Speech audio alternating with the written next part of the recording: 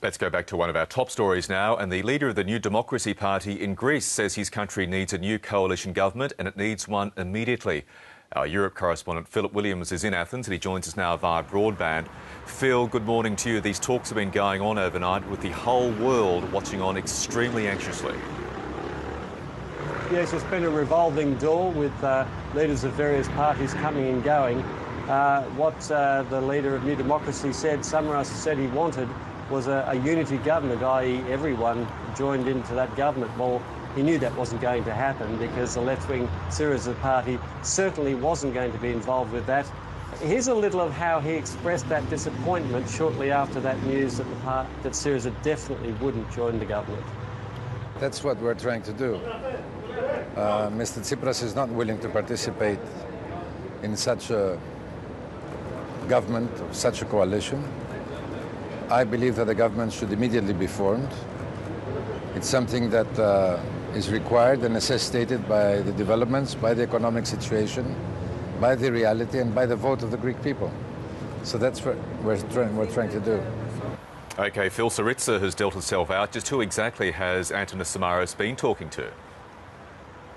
Well, he's been talking to mainly PASOK, who are going to be, no doubt, their partners. And between the two of them, they just make the 150-seat threshold, and they'll probably add a couple of other smaller parties as well, although one of those parties they're talking to has some reservations because they want the bailout scrapped, but they're saying they're willing to see it phased out over a long period. So we'll just wait to see if they can be brought into the fold, but they won't have a big majority, whichever way you look at it. It won't be the most stable or the most rock-solid government, but it is the old firm back in town. People know who they are. They formed the last government, the nucleus of the last government.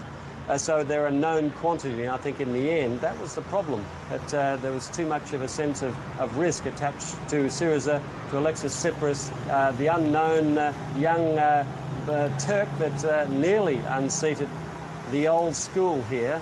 And people did go back to the old, but basically what people want is a government. They want it quickly, they want to end the uncertainty, and they just want to get on with their lives and hope that this government can improve their lives, because the last 5 years governments have simply not done that. At least that's had the perception that their lives have gone from bad to worse. And finally, Phil, Mr. Samaras wants a lightening of those very strict bailout conditions. But again, overnight, we've had the German Chancellor, Angela Merkel, saying that she's only prepared to go so far down that road. Yes, and we don't know exactly what he means by that. We don't know how radical a bailout renegotiation that is. Probably not very radical, given that he campaigned to keep it.